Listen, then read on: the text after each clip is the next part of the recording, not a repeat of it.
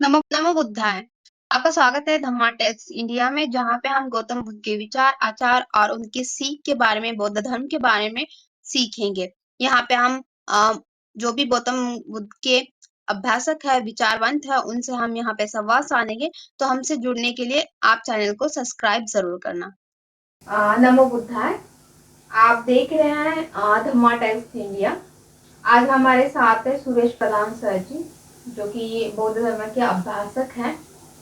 तो चलिए हम देर न करते हुए आज का जो हमारा इंटरव्यू स्टार्ट करते हैं। तो सबसे पहले सर मैं आपका स्वागत है धम्मा टेक्स इंडिया में। सबसे मैं पहले आपका परिचय जानना चाहूँगी। सो प्लीज़ आप अपना परिचय दें। हमारा नाम सुरेश वैजनाथ प्रधान है। हम परभणी के रहने वाले हैं और परभणी में ही जन्म हुआ है। ये कि मतलब ऐसी कौन सी बात है, ऐसी कौन सी चीज़ है जिसकी वजह से आपने बौद्ध धर्म का अभ्यास करने का सोचा और इसकी तरफ आकर्षित हुए आप? जी, इसका मैं जब 15 साल का था जी। तब मुझे एक दिल में सवाल उठा हम्म। कि बाबा साहब इतने विद्वान होते हुए उन्होंने सब धर्म जो है उनको छोड़ के बौद्ध धर्म को ही क्यों अपनाना चाहा। जी। तो ये सवाल मैं हर किसी को पूछता रहा, लेकिन इसका जवाब सही तरीके से मेरे मन को और ज़्यादा इम्प्रेस करने के जैसा एक ने ही जवाब नहीं दिया। तो ये दिल में रह गया, और ये दिल में जब रह गया, मैं 15 साल का था। उसके बाद मैं संसार में ऐसा सब जैसे उलझते हैं, हाँ। शादी वगैरह होती है, बच्चे वगैरह होते हैं। तो मैं 33 साल का हुआ, 33 ईयर का जब हुआ, तब मेरे बच्चे ने मुझे सवाल किया कि पापा, ये बौद्ध धम्म बाबा साहब ने क्यों चुना, दूसरे धम्म क्यों नहीं चुने। तो मुझे एहसास हो गया कि मुझे तब से अब तक जवाब नहीं मिला, तो मेरे बच्चों को भी वो वैसा अगर नहीं मिला तो बहुत बड़ा नुकसान हो जाएगा। इसीलिए मैंने तब से वो धम्म को जानना चाहा, समझना चाहा, और तब से मेरा ये जो प्रवास है वो चलता जा रहा है। ओके। तो सर आप मुझे ये बताइए कि आज युग में बुद्ध के धम्म की क्या प्रासंगिकता है? जी, प्रासंगिकता, इसका मतलब आप क्या लेते हो प्रासंगिकता? जी आप बताइए। जी आप बताइए। नहीं, आप पूछना जो है वो इस तरीके से पूछो, मतलब कैसा सबको समझ में आए। ये प्रासंगिकता शब्द जो है, हाँ। इसका आसान शब्द अगर निकाल पाओगे तो बहुत मतलब क्या मुश्किल जाता है लोगों को। हाँ, मुश्किल जाता है। इसका आसान शब्द क्या होगा? हाँ, अभी के लिए उपयुक्त तो कैसा है, हाँ, ऐसा अगर सोचे तो हाँ, ठीक रहेगा। ये सही है। हाँ, ये सही है। तो कुछ बातें जो है मैं ये किस लिए बताना चाह रहा हूँ, थोड़ा मोड़ ले रहा हूँ। मोड़ इसीलिए ले रहा हूँ कि आदमी को नॉलेज कैसे, तो वर्ड से मिलता है। जी जी। वर्ड अगर सही तरीके से, शब्द जो है उसका उसमें अर्थ छुपा होता है। जी बिल्कुल। और जब तक अर्थ नहीं समझ में आता तो ये बुद्ध का जो शासन है वो अपने पे काम नहीं करता। जी बिल्कुल। तो हम इसलिए भी कोशिश कर रहे हैं कि आसान शब्द में ये जो हमने स्टार्ट किया है कि हम जो रियल बौद्ध धर्म है, जो कि बुद्ध की शिक्षण है, वो हम लोगों के सामने लाए। इसलिए ये इंटरव्यू हमने स्टार्ट किए। तो जितने आसान तरीके में आप बता सकते हो उतने आसान तरीके में बताइए। जी। तो अभी आपने बताया कि उपयुक्तता कैसे है, तो थोड़ा सा बताइए इसके बारे में। बौद्ध धर्म जो है हर इंसान के लिए जरूरी है। वर्ल्ड में कहीं पे भी, ये पूरी दुनिया में कौन सा भी अगर इंसान धम्म को नहीं जानता है तो वो सही माने में अपनी तरक्की नहीं कर सकता। वो इसलिए कि धम्म हर तरफ है। धम्म ये शब्द का प्रयोग, इसका अर्थ अगर कोई जानना चाहे तो बौद्ध धम्म का धम्म है ऐसा जाना जाता है। लेकिन बौद्ध धम्म का ये जो धम्म शब्द है, इसकी कहीं पे भी तुलना नहीं हो सकती। ये धम्म शब्द जो है ना, इसका सही माने में अर्थ जो है विचार है, और विचार हर किसी को आता है। तो सर मेरा अगला ये क्वेश्चन है कि बुद्ध के अनुसार दुख क्या है और उससे मुक्ति का मार्ग कौन सा है? जी, जी ये दुख जो है, बुद्ध के सोचने का तरीका जी जो है, ये कॉमन तरीका नहीं है, ये जी हाई लेवल का तरीका है। हाँ कॉमन आदमी जो है, सामान्य लोग जो है, ये दुख किस चीज को पकड़ के चलते हैं कि जो मुझे पसंद चीज है और वो मुझे नहीं मिली तो मुझे दुख होता है, जी ये। लेकिन बुद्ध का मानना जो है, वो दुख जो है वो अलग चीज का है। वो किसी के लिए भी मतलब छूता अछूता नहीं है, जी वो सब तरीके का होता है। इसका एग्जाम्पल देना चाहूंगा मैं। बिल्कुल एग्जाम्पल ऐसा देना चाहूंगा कि पैसा वाला भी यहाँ पे दुखी है, जी जिसके पास पैसा नहीं है वो भी दुखी है। अगर पैसा दुख है तो जिसके पास पैसा है उसको दुख नहीं होना चाहिए। जी अगर ऐसा होता है तो वो बुद्ध का दुख जो है वो समझ में आएगा कि बुद्ध किस टाइप का दुख लोगों को उससे मुक्त कराना चाहते। तो बुद्ध का जो मुक्ति का मार्ग है वो हर किसी को, इंसान तो सब है, लेकिन सबका दुख अलग अलग है, जी अलग अलग उनके स्वभाव के हिसाब से उनको दुख है, जी स्वभाव का। अभी एक लेडीज है, अगर उसको बच्चा नहीं होता है तो उसका दुख अलग है, जी दुख की कैटेगरी अलग है। लेकिन बुद्ध जो दुख बोलते हैं कि ये सब होते हुए भी, अब एक आदमी है, एक औरत है, एक महिला है जिसको 5-6 लड़के हैं वो भी दुखी है, जी जिसको एक संतान नहीं है वो भी दुखी है, जिसकी शादी होती है वो दुखी है, जिसकी शादी नहीं होती वो भी दुखी है। जी बिल्कुल तो ये जो है बुद्ध किस बात को छोड़ना चाहते हैं, ये आसान बातों में समझाना लोगों को बहुत जरूरी है। जी लेकिन इसका टाइम का जो ये है, मतलब आप जो टाइम देते हो, ये कम समय में इसका डिवाइडेशन करना पड़ेगा अपने को।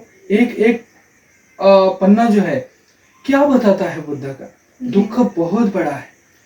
बुद्ध ये बात को ऐसा मानते हैं कि तृष्णा जो है, जी तृष्णा जो है 108 तरीके की है, जी जी 108 तरीके की है। और ये 108 तरीके की तृष्णा जो है वो ऐसी है, एक मकड़ी का जाल है, जी मकड़ी का जाल है। वो जाल जो है उसके थूक से बना होता है, जी उसके थूक से बना होता है। और वो जो जाल है ना, वो उसके थूक से मतलब खुद के रास्ते से परेशानी उलझने पैदा किए वाला होता है, जी वो दूसरा कोई नहीं करता।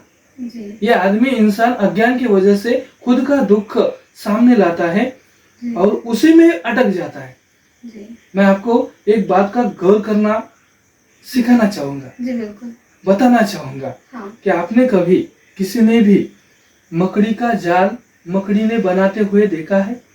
अगर नहीं देखा तो देखना बहुत जरूरी है। देखा है मैंने देखा है, ठीक है, अब देखा है, लेकिन मकड़ी शिकार कैसे करता है ये देखा है आपने?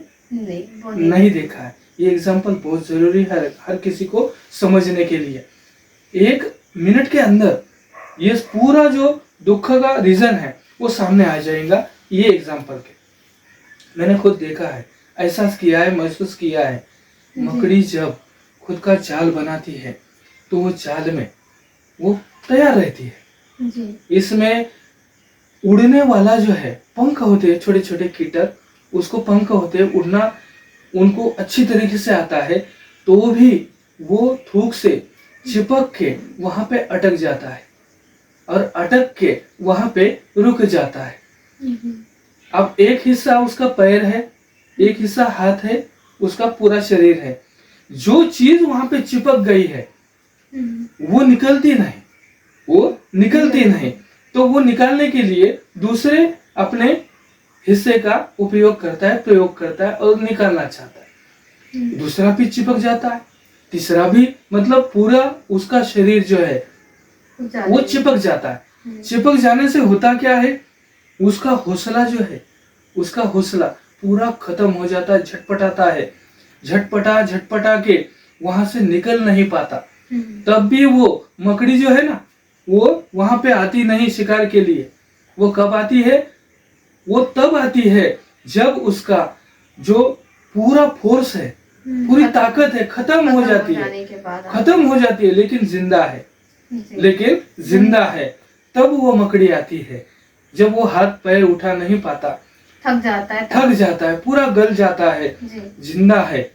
जिंदा है पर थक ऐसा गया ही है, इंसान जान का नहीं है। होता है।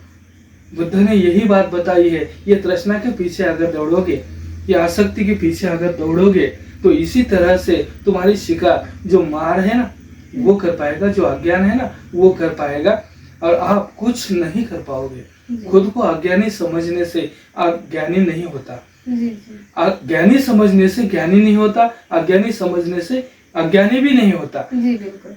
ये सच को स्वीकार करने की क्षमता जिसमें- बुद्ध का पहला कदम है। जी, और इसकी जिसकी क्षमता है वही सत्य के मार्ग पे जी चलता जी। है। और ये जो मकड़ी है ना वो तब आती है और बोलती है मैं कौन सा हिस्सा इसका खाऊं, जी कौन सा, और वो झटपटाता नहीं, कुछ नहीं करता, जिंदा होते हुए भी वो पूरी शिकार लाचार होता कर ले, है। लाचार हो जाता है। जी, दुख का मार्ग वही है वही। कि इंसान को लाचार बना देता है।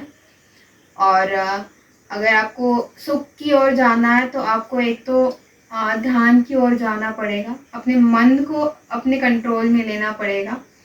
और जितना आपका मन चंचल है, जितना आप अपने मन को शांत करोगे, उतना ही आप सत्य की ओर बढ़ोगे और दुख से आपको पीछा छोड़ेगा। जी ये बात मैंने सीखी है जी अपने अभ्यास में। इतना तो मैंने सीखा है कि आपका मन अगर शांत है तो दुनिया का कोई भी चीज आपको दुखी नहीं कर सकती, अगर आपका मन आपके कंट्रोल में है तो सर हम आगे के क्वेश्चन की तरफ बढ़ के मैं ये जानना चाहूंगी कि आर्यों के जो अष्टांगिक मार्ग है उसको सरल शब्दों में आप बता सकते हो कि क्या है वो? जी जी। बिल्कुल। अज्ञान में आदमी जीता है जी और ज्ञान में भी जीता है। जी जीना उसको पता हो या ना हो, जी जीना तो तय है। बिल्कुल। जन्म मिला है तो मृत्यु तक उसको जाना है, जी बिल्कुल। तो वो ऐसे भी जिएगा। जी ऐसे तो जानवर भी जीता है, जी लेकिन जानवर बड़ी बड़ी कामा कर सकता है क्या? नहीं कर सकता। जो वो सोचता है वो कर पाता है क्या? नहीं कर पाता। बाकी इंसान कर जानवर पाता सोच है, नहीं पाता। इंसान कर पाता है। जो आर्य अष्टांगिक मार्ग है ना, ये सच्चाई की राह पर, सच्चाई की राह पर हर कदम पे प्रेरणा देता है, जी बढ़ना सिखाता है, हौसला देता है, जी और ना थकते हुए आप अपनी मंजिल, हर कोई इस यहाँ तक जा सकता है। ये आर्य अष्टांगिक मार्ग जो है ना, जी हर तरीके से आपको कामयाब बनाता है। जी। तो ये शॉर्ट में आप आर्य अष्टांगिक मार्ग बताएं सकते जी हैं? जी। जी बिल्कुल। इसमें जो है हर किसी को नजर है, आंख है, जी लेकिन आंख है तो भी धोखा खाते हैं, जी बिल्कुल। धोखा खाते हैं। ये बुद्ध की जो पहली जो है सम्यक दृष्टि, ये दृष्टि क्या है? बुद्ध की सम्यक दृष्टि एहसास है। जी जब तक आदमी का एहसास जिंदा नहीं होता तब तक वो सच्चाई के रास्ते प्रॉपरली नहीं जा सकता। जी बिल्कुल। तो ये समझना चाहिए कि एहसास जिसका है वो मानवता के लिए ही उसका हर प्रयास, हर कदम अच्छाई की तरफ ही रहेगा। तो ये आसान भाषा में जो है खुद का एहसास जिंदा करना, ये सम्यक दृष्टि का पहला लक्षण है। ये अगर जिंदा होता है तो वो आदमी जो है वो सम्यक दृष्टि को छू पाता है। जी तो इसके बाद संकल्प है, संकल्प। संकल्प है। हर कोई आदमी, बुरा हो वो भी संकल्प करता है। जी बिल्कुल। वो खून करना चाहता है, चोरी करना चाहता है या कुछ भी करना चाहता है, उसको भी संकल्प लगता है। जी वो भी प्लानिंग करता है, सब कुछ बातें करता है ताकि उसका वो इरादा कामयाब हो। लेकिन उसका रिजल्ट उसको गलत तरीके से आता है, उसकी बदनामी होती है। लेकिन सम्यक दृष्टि में ऐसा नहीं होता।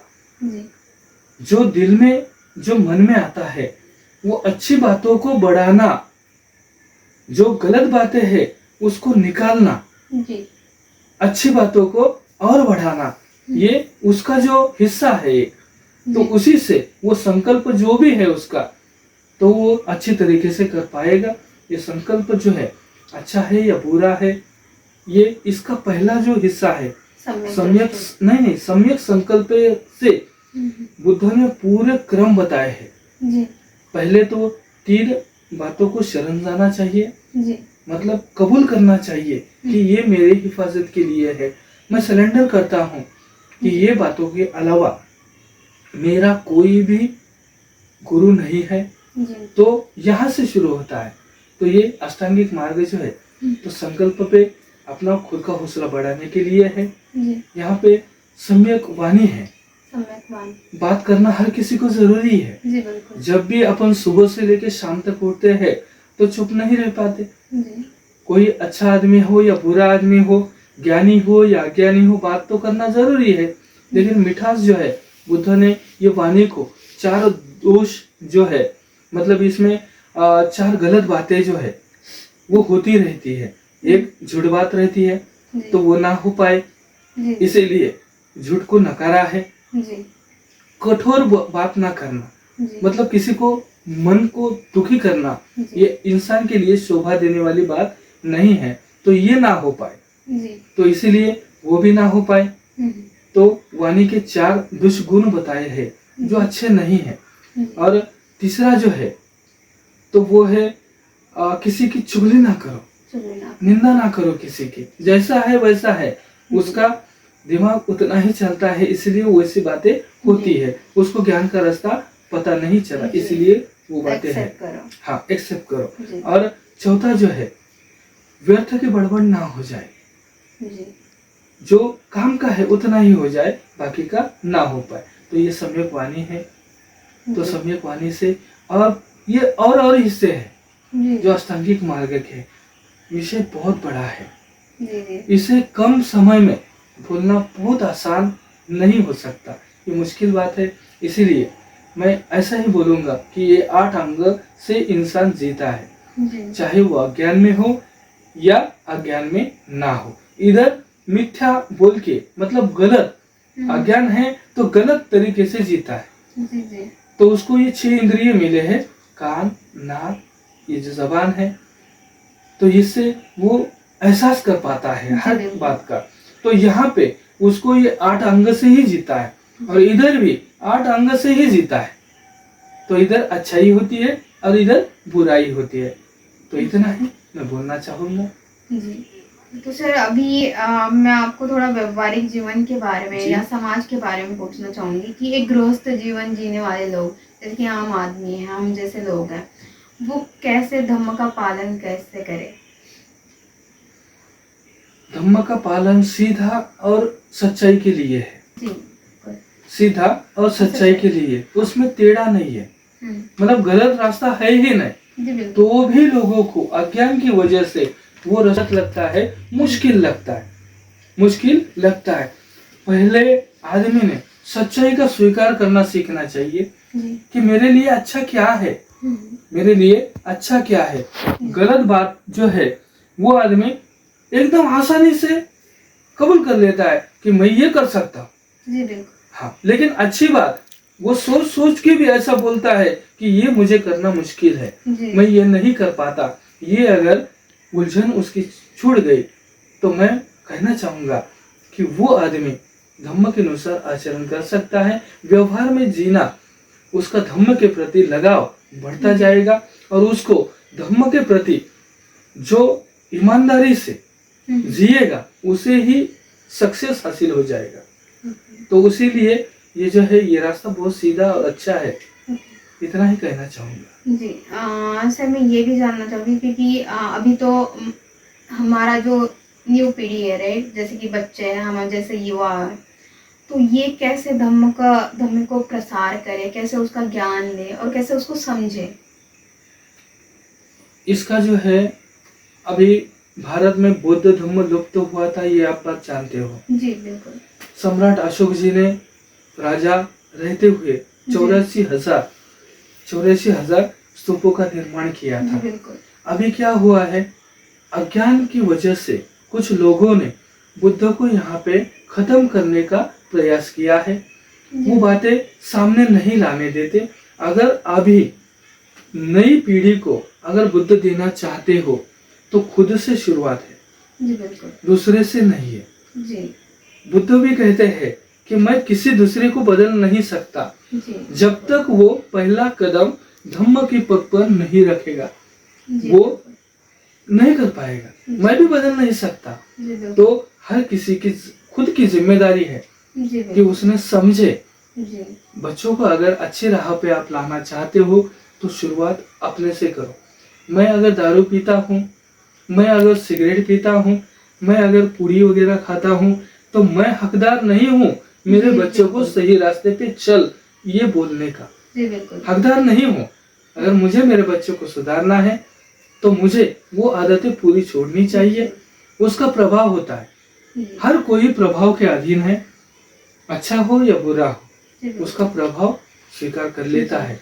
तो आपका कहना है कि जब भी हम अगर हमें किसी भी रास्ते पे चलना है, ओके, तो खुद से शुरुआत होनी चाहिए, राइट? जी, जी, बिल्कुल। ये बात मैं भी मानती हूँ कि अगर आपको आपको कहीं पे भी चेंज लाना है, तो आपको पहले अपने आप से शुरुआत करनी जी। पड़ती है, अपने आसपास के लोगों से शुरुआत करनी पड़ती जी। है। धीरे-धीरे पूरी हर इंसान चेंज होता है आपको देख के। जी। तो शुरुआत खुद से ही होनी चाहिए। जी। तो सर मैं ये भी जानना चाहूँगी, जो हमारे पंचशील तत्व हैं, राइट?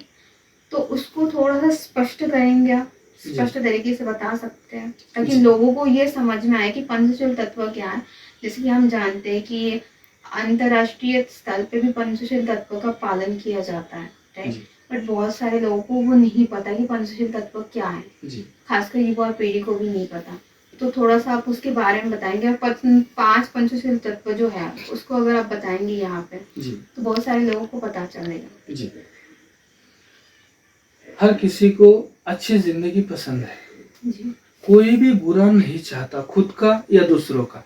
सही है। ये उसका मन का एक अच्छा स्वभाव है जी, जो वो भूल गया है, इसीलिए गलत राहों में की वजह से वो वहां पे जाता है। तो ये पंचशील जो है, पंचशील आदमी को सुखी रखने का बहुत अच्छा मार्ग है। जी, ये मार्ग से कोई भी जाता है तो वो खुद के लिए तो एक आदर्श रहता ही है, एक समाज के लिए भी वो अच्छी तरीके से आदर्श रहता है। पहला शील जो है, हर इंसान है, अज्ञान की वजह से ही उसको गुस्सा आता है, जी, जी, गुस्से की वजह से हिंसा करता है। जी, हिंसा इसलिए करता है कि उसको उसके पीछे अगर जाओगे तो लालच की वजह से वो हिंसा करता है। जी, लालच ही नहीं है तो वो हिंसा नहीं करेगा। जी, तो इंसान का बेस जो है वो भी समझना जरूरी है। जी, अज्ञान का बेस है लोभ, द्वेष और मोह। ये तीन बातों को स्पष्ट करना जरूरी है। जी, ये तीन बातें अगर मन में जड़ पकड़ के बैठी है तो ये पंचशील नहीं हो पाएंगे उससे करना। जी, वो वहां पे उसने कब्जा किया है दिल पे, मन पे। जी, तो ये अज्ञान वहां पे अगर रुका है तो ये अच्छी बातें आने नहीं देगा, जी, आने नहीं देगा। तो अपने को अपने मन का सुधार करना ये बहुत जरूरी है। जी, जी, अगर मन का सुधार करते हो तो ये गुस्सा क्या है, ये हिंसा क्या है, ये समझ पाओगे। जी, अगर ये समझ में नहीं आता तो दूसरा सील नहीं हो पाएगा। जी, बिल्कुल, दूसरा जो सील है, चोरी ना करना, जी, किसी की भी चोरी ना करना। अब डायरेक्ट चोरी समझ में आती है, लेकिन किसी के एक्सपीरियंस की भी चोरी ना करना, बिल्कुल, मतलब ये दिल को बड़ा करने का, एक सम्मान में आने का ये तरीका है। जी, जी, अगर आप एग्जाम्पल के तौर पे मैं आप कहना चाहूंगा कि आपसे अगर मैं कुछ सीख पाता हूँ, जी, बिल्कुल, सीख पाता हूँ, तो मैंने जहां पे भी मुझे मौका मिला वहां पे मैं आपका नाम लेना ये मेरा फर्ज बनता है। ये मैंने इससे सीखा है। जी, बिल्कुल, अगर आपका नहीं नाम ले पाता हूँ तो समाज संगठन नहीं कर पाएगा। जी, बिल्कुल, ये स्वार्थी स्वभाव होने की वजह से, ये अज्ञान की वजह से अपन एक दूसरे का नाम नहीं ले पाते, वो चोरी है। जी, बच्चों को पूछो, छोटे बच्चों को, कि अपन बोलते हैं ये कहाँ से सीखा रे तूने? नहीं नहीं, मुझे खुद को पता है, मुझे खुद को पता है। जी, अरे खुद को पता है तो ये कैसे दिल में आया तेरे? तो ये भी बोलना चाहिए। यहाँ से वो झूठ चालू करता है, जी, जी, मतलब ये पंचशील का ही हिस्सा है, वो झूठ भी चालू करता है। अब ये तीसरा जो है, व्याभिचार ना करना, व्यभिचार ना, व्याभिचार न करना, जी। ये भी हर किसी को जरूरी है। जी, जी, आसमान से तो गिरा नहीं, यहाँ से तो सब सीखा है। जी यहाँ से अगर सीखा है तो वो गलत बातों को ही सीखा है। अगर कोई भी व्यक्ति ये तीसरा सील जो पालन करता है, ये जीवन में लाता है, इससे वो अच्छा ही होता है, बुरा नहीं होता। जी फर्ज करो एखादा शादीशुदा है, अगर वो व्यभिचार अगर ना करता है तो उसकी पत्नी भी सुखी रहती है, उसकी माता भी सुखी रहती है, उसके बच्चे भी सुखी रहते हैं। जी बिल्कुल। तो ये पंचशील का पालन जो है, छोटे बच्चे से लेकर बूढ़े आदमी तक जब भी मौका मिलता है, जब भी यह स्पष्ट होता है, तो उसी दिन से उसने पंचशील पालन करना शुरू करना चाहिए। जी जी तब से उसकी जिंदगानी अच्छी जीने की शुरुआत जी। होती है। जी। जब सवेरा हुआ तभी उसकी जीवन की शुरुआत होती है। तो ये इस बातों से स्पष्ट होता है कि पांचवा जो सील है, मद्यपान ना करना। अब औरतों को ये सील तो पालन करने की जरूरत ही नहीं है ऐसा लगता है, लेकिन बुद्ध ने जिस तरीके से ये सील सबको दिया है, जब खाना खाते हो तब अगर हद से ज्यादा खाना खाते हो तो आलस आता है, तंद्री आती है, नींद आती है। ये आलस जो है ये औरतों को भी ना आए, इसीलिए ये सील उनको भी दिया है। जी लेकिन समझ नहीं आया ना, जो सील पालन करते हैं उनको ही स्पष्ट नहीं हुआ कि ये सील हमारा कहाँ कहाँ काम करता है और कहाँ कहाँ अपने को शुद्ध और अच्छा करता है। तो ये गड़बड़ी होती है अज्ञान की वजह से। जी तो ये सील पालन बहुत जरूरी है। हाँ, सही बात है। हम कई बार मद्यपान जी, का जी। मतलब होता है दारू ना पीना, जी जी बट आज आपसे मुझे ये चीज समझ में आई कि मतलब मद्यपान का मतलब है कि अति सेवन किसी भी चीज का नहीं जी। होना चाहिए जिससे आपको आलस आए, आपको ज्यादा निंद्रा आए, राइट। तो ये नई बात मुझे सीखने को मिली, आज समझने को मिली, तो थैंक यू। सर मैं ये जानना चाहूंगी, जो समाज है और समाज में जो बौद्ध धर्म का संघ है, तो उसकी भूमिका क्या होनी चाहिए समाज के लिए? ये जो आपका सवाल है, इसका जवाब डॉक्टर बाबा साहब अम्बेडकर ने जब धर्मांतर का मौका आया, धर्मांतर करना चाहे, तो उस टाइम ये स्पष्ट किया है कि संघ की भूमिका क्या होनी चाहिए। जी बाबा साहब ने जब खुद दीक्षा लेना चाहिए, जी जी बाबा साहब ने एक नया रूल चालू किया।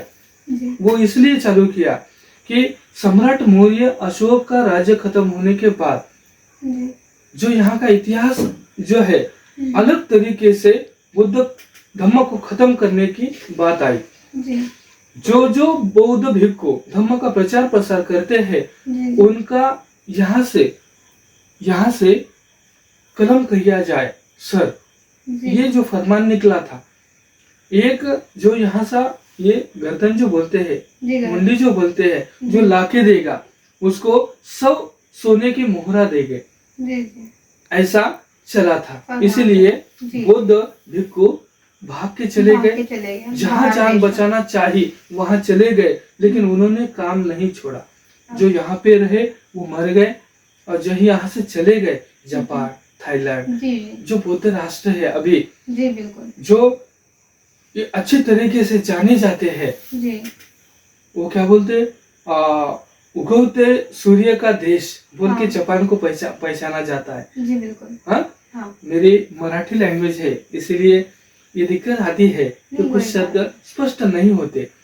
सूरज उगने का जो देश है, जी सूरज जहाँ पे उगा है, तो वो देश को बोलते हैं उगवत्या सूर्याचा देश, ऐसा बोल के जी पहचानते हैं। बिल्कुल तो वो किस लिए हो पाया? वो भिक्खु ने वहां पे काम किया। जी जी तो वही हिस्सा दोबारा ना हो, इसलिए बाबा साहब ने एक नया रूल यहाँ पे लागू किया। जी वो कौन सा लागू किया कि बौद्ध भिक्खु ही दीक्षा नहीं देंगे, जी यहाँ का जो जानकार है बौद्ध धम्म का, जी वो भी धम्म दीक्षा दे सकता है।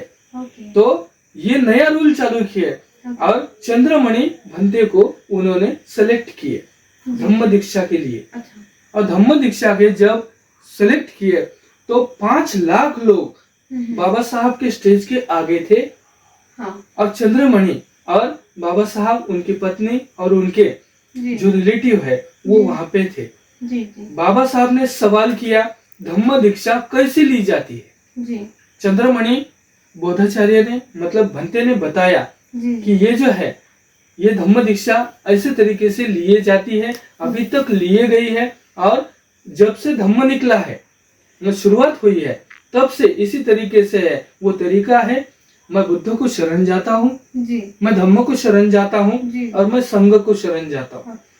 बाबा साहब बोले ये 3 बातें अगर हो गई, मैंने दोहराई, तो मेरी दीक्षा हो जाएंगी। जी तो चंद्रमणि भंते ने कहा हाँ हो जाएगी। तो बाबा साहब ने ठीक है बोले, आप दोहराओ। चंद्रमणि भंते ने वो बात दोहराना चालू की। जी दोहराना चालू करते समय मैं बुद्ध की शरण में जाता हूँ। बाबा साहब दोहराए, मैं बुद्ध की शरण में जाता हूँ। जी चंद्रमणि भंते दोहराए, मैं धम्म की शरण में जाता हूँ। बाबा साहब दोहराए, मैं धम्म की शरण में जाता हूँ। बाबा साहब ने जब तीसरे टाइम जब चंद्रमणि भंते ने पूछा, मैं संघ को शरण जाता हूँ, ये बात को दोहराना। बाबा साहब बोले, मैं संघ की शरण में नहीं जाऊंगा, ओके ये मैं नहीं दोहराऊंगा। ऐसा क्यों? यहाँ से स्पष्ट हो गया कि अभी के जो बौद्ध भंते हैं, जी जो भूमिका शब्द आपने इस्तेमाल जी, किया जी। प्रश्न को लेके, भूमिका क्या होनी चाहिए? भूमिका क्या होनी चाहिए, जी तो वो भूमिका से वो वहां से अलग हुए थे। जी बाबा साहब का ये कहना जरूरी समझे उन्होंने कि मैं अंधों को वो राह पे नहीं ले जाऊंगा, जी मैं आपको आंखें दे रहा हूँ, जी आपके आंखों को दिखना चाहिए। जी मैं दोहराऊंगा, आप भी दोहराओगे, लेकिन इसके बाद यहाँ से बौद्ध धम्म कभी खत्म ना हो पाए, जी इसलिए हर किसी को मैं धम्म दीक्षा देने का एक नया मौका दे रहा हूँ। अच्छा तो ये बात को स्पष्ट किया वो हाँ। इसलिए कि बाबा साहब ने सब तरफ देखे थे, भारत के बौद्ध भिक्खु अच्छा देखे थे, और चंद्रमणि भंते को वो सवाल किए थे, लेकिन बाबा साहब ने सेलेक्ट किए थे। तो जी चंद्रमणि भंते भी बहुत अच्छी तरीके से वो समझ पाए। जी सर ये बात ना रोको, ये स्पष्टीकरण बहुत जरूरी है। जी जी बिल्कुल ये इसलिए जरूरी है कि चंद्रमणि भंते पे आरोप जाएगा अपना, जी जी बिल्कुल तो ये बात स्पष्ट होने के लिए 1 ही मिनट लगेगा, ज्यादा नहीं। जी जी तो बिल्कुल ये बात समझ लो, जी जी ये बहुत गंभीर मुद्दा है। आप जो सवाल कर रहे हो, आपकी उम्र में आज के बच्चे ये सवालों में नहीं गिरते, लेकिन मैं आपके हिम्मत की दाद देता हूँ कि आप ये सवाल खड़ा करना चाह रहे हो लोगों के सामने। आपके नारीत्व का जो सम्मान होगा इसके बाद बहुत अलग तरीके से होगा। तो चंद्रमणि जो है जी वो समझ पाते हैं कि बाबा साहब को क्या कहना चाहिए। जी तो बाबा साहब को चंद्रमणि भंते जी वो सवाल को अलग तरीके से पूछते हैं और बोलते हैं, आप ऐसा दोहराओ कि मैं बुद्ध संगम, बुद्ध के हयात में, बुद्ध जब जीते थे जी उस टाइम के जो संघ था, मैं उसकी शरण में जाता हूँ। ये बात को दोहराओ, आपकी दीक्षा पूरी हो जाएगी। ओके तो चंद्रमणि है, जी बाबा जी। साहब ने सेलेक्ट किए हैं, तो अच्छे है। ये बात को मैं दोहराना चाहता था, अगर अधूरी बात छोड़ी तो वो हिस्सा गलत हो तो जाएगा। अभी वर्तमान में जो हम समाज में बौद्ध धर्म का प्रसार कर रहे हैं, उसमें संघ की क्या भूमिका होनी चाहिए जिसकी वजह से कि समाज में बौद्ध धर्म का प्रसार अच्छे से हो, जी। खासकर युवा पीढ़ी जो कि जी। अभी बहुत ज्यादा पीछे है, क्योंकि हम जहाँ पे भी देखते हैं ज्यादा तो मतभेद होते हैं। जी। और मैंने जहाँ तक देखा है, जब भी हम बौद्ध धर्म की बात करते हैं या अनदर किसी भी कास्ट की बात करते हैं, तो ज्यादातर कंपैरिजन होता है कि ये ऐसा है वैसा है। तो मैं चाहती हूँ कि जो गौतम बुद्ध या अम्बेडकर ने जो रियल धम्म बताया है, राइट, उसको छोड़ के हम किसी और ही धम्म की तरफ चल रहे हैं। तो मैं अपने इस चैनल के द्वारा ये स्पष्ट करना चाहती हूँ, ये लोगों को बताना चाहती हूँ कि जो बौद्ध धर्म है वो किसी पर्टिकुलर धर्म नहीं है, वो हर एक इंसान के लिए बहुत जरूरी है। खासकर आज की जो युवा पीढ़ी है मेरी जैसी, या बच्चे हैं जो आने वाला भविष्य है, उनके लिए कितना ज्यादा जरूरी है।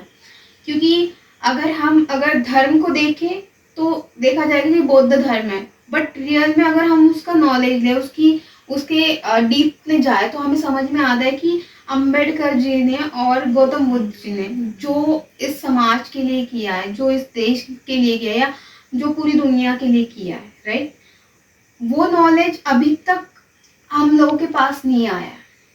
तो वहां पे कहीं ना कहीं हम भटक जाते हैं।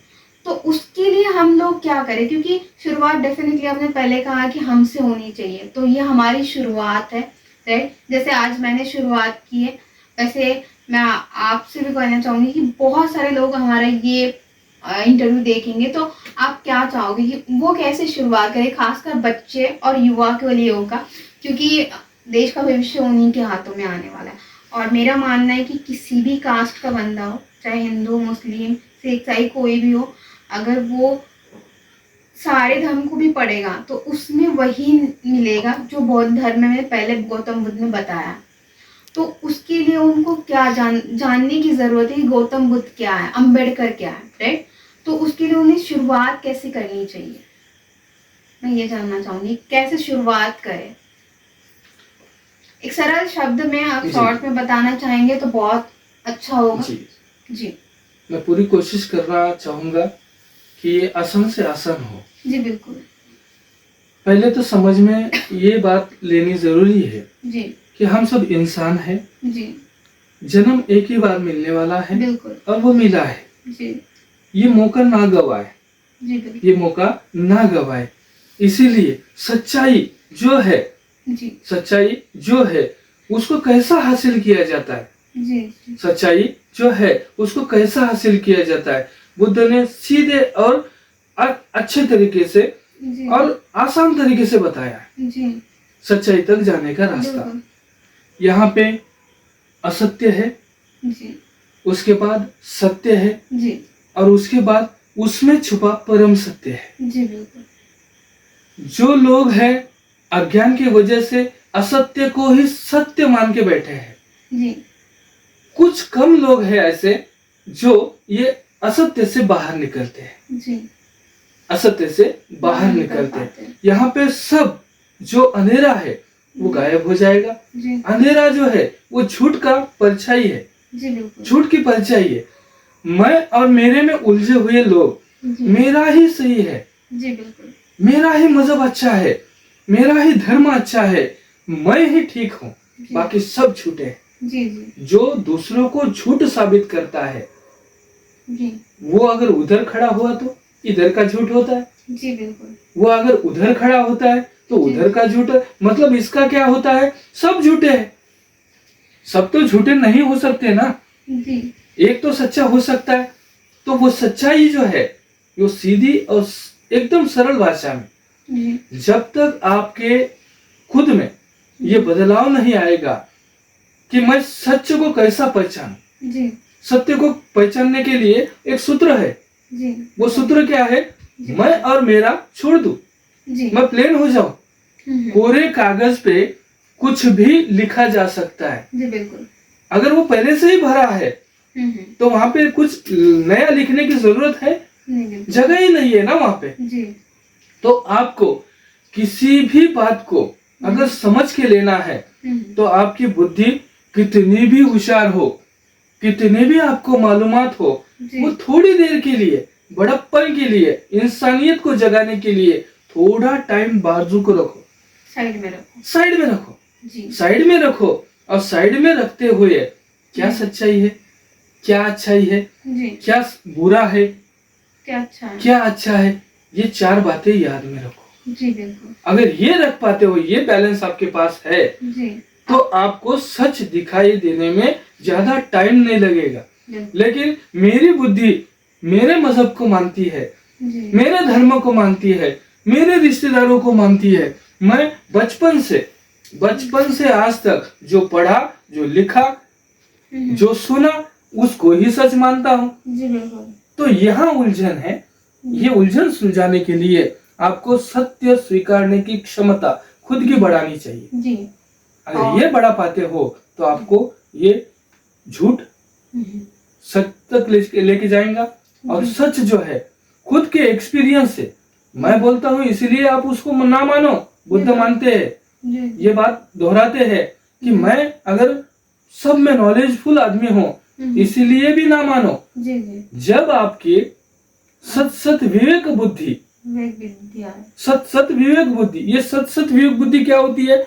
100% सत्य के आधार पे स्वीकार करने वाली बुद्धि। ये आपके अगर मापदंड है आपके पास, तो इससे वो सच झूठ अच्छा बुरा बाजू को हो सकता है, और आपको वो जो सच्चाई ढूंढना चाह रहे हो वो खुद के एक्सपीरियंस से आप खोज पाओगे। सच के बाद, परम सत्य के बाद आदमी इसी तरीके से जाता है, खुद का अनुभव उसका होना चाहिए।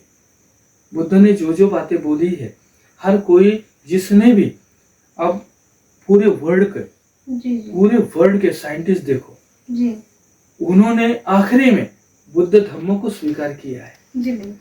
अपने स्वभाव से उन्होंने बहुत खोज लगाई, लेकिन नासा जो है, एक ग्रह अगर नया खोजता है तो सब दुनिया में उनकी चर्चा होती है। नासा ने एक ग्रह नया शोध लगाया, दिखाया, लेकिन बुद्ध ने 2600 साल पहले पृथ्वी की वजन नापा है, पृथ्वी का वजन नापा है, उसकी लंबाई रुंदाई ये भी नापी है। उन्होंने कहा है कि ये जो पृथ्वी है, इसको एक सूर्य और एक चंद्रमा है, एक सूर्य और एक चंद्रमा है। लेकिन बुद्ध का नॉलेज इतना बड़ा है, विशाल है। बाबा साहब कहते हैं ये अथांग सागर है, बहुत बड़ा सागर है। जो भी मन का बड़प्पन अगर बढ़ाएगा, श्रद्धा से बुद्ध को स्वीकारेगा, तो उसके दिमाग में ये आसान तरीके से आ जाएगी। तो बुद्ध ने उस टाइम बताया है कि यहाँ पे 4000 महासमुद्र है, 4000 महासमुद्र है, 1000 सूर्य है, 1000 चंद्रमा है, इतना बड़ा ब्रह्मांड है। तो उतना नॉलेज मिलना बहुत आदमी पीछे रहा है। जी बिल्कुल। तो छोटी छोटी बातों में ना खुशी मानते हुए नॉलेज से भरे हो जाओ, नॉलेज से इतना पावरफुल बनो कि हर किसी को ये नॉलेज का उपयोग हो जाए। हर तरीके का जो मतलब क्या झगड़ालू बुद्धि जो है वो खत्म हो जाए, वहाँ पे प्रेम भाईचारा बढ़ जाए। यही बेस पे बुद्ध धम्म आगे जाता है। हर किसी को अगर आगे जाना है तो यही तरीका है, नॉलेजफुल वे है। जी बिल्कुल, डेफिनेटली। जो बौद्ध धर्म है, जो बुद्ध ने बातें बताई, वो साइंस बेस्ड भी है। जी राइट जी। तो अगर देखा जाए तो उस समय में गौतम बुद्ध ने बहुत सारी ऐसी बातें कही है, जो बहुत सारी चीज़ें ऐसे की है जो आज के टाइम में हम सोचते हैं तो बहुत बड़ी बात लगती है। राइट। तो मैं आपसे ये जानना चाहूँगी, ये वो पूछना चाहूँगी कि इस चैनल के माध्यम से जितने भी दर्शक हमें देखेंगे, जितने भी लोग हमें देखेंगे, उनको आप क्या बताना चाहेंगे, क्या संदेश देना चाहेंगे बौद्ध धर्म का? मैं तो यही कहना चाहूँगा कि अगर आपको जन्म मिला है जी, तो आपके अच्छाई की वजह से मिला है। ये जो लॉ सब पे चलता है ना कुदरत का, वो नॉलेज बुद्ध ने खोजे है और वो आपको दिए है, सामने दिए है। इससे आप जितना भला कर सकते हो खुद का और ये पूरी दुनिया का, उतना कर पाओगे।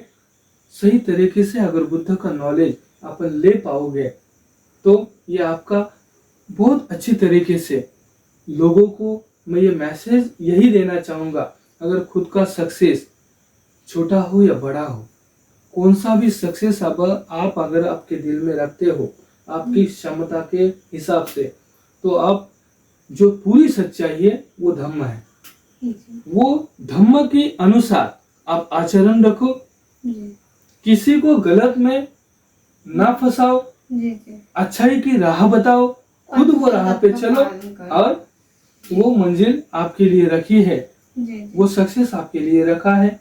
इतनी शुभकामना भी देना चाहूंगा कि आपका सबका भला होगा, यही बुद्ध का मार्ग है। Thank you so much sir, आपने अपना बहुत कीमती समय दिया हमारे इस इंटरव्यू के लिए, तो आपका बहुत बहुत शुक्रिया। और डेफिनेटली ये जो इंटरव्यू है हमारे दर्शकों के लिए बहुत ही ज़्यादा प्रेरणादायक रहेगा। तो thank you so much sir, अपना समय देने के लिए। मैं आपका भी धन्यवाद देना चाहूँगा कि आपने ये उम्र में ये सवाल खड़े किए हैं। ये बहुत अच्छे दिन आने वाले हैं, इसीलिए ये मौका आपसे हमें मिला, इतने दर्शकों के पास हमें जाने का मौका जो आपने दिए। नॉलेज कितना भी किसके पास रहा तो बांटने जब निकलोगे तब ही वो फायदा देके जाता है। तो मैं आपके और आपके दर्शकों के बहुत बहुत धन्यवाद देना चाहूँगा कि आपने हमें सुने और आपने सुन के